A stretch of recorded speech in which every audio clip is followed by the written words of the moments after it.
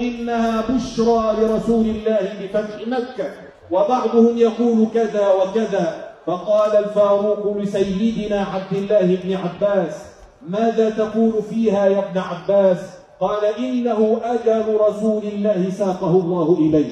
قال: هكذا علمت عنها وهكذا ولهذا أجلسه معكم لأنه رضي الله عنه وأرضاه أعلمهم.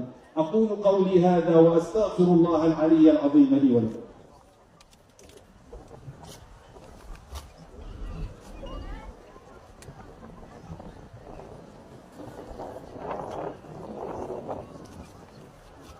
الحمد لله رب العالمين، والعاقبة للمتقين، ولا عدوان إلا على الظالمين الآثمين، وأشهد أن لا إله إلا الله ولي الصالحين، وأشهد أن سيدنا ونبينا محمد رسول الله الصادق الوعد الأمين.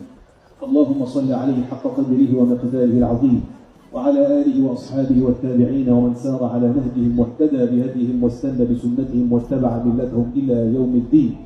أما بعد، فإن الحضارة الإسلامية والعربية التي شاع خيرها في مشارق الأرض ومغاربها على يد علمائها ويد المثقفين منها، تلك الحضارة التي ما زلنا نعيش على خير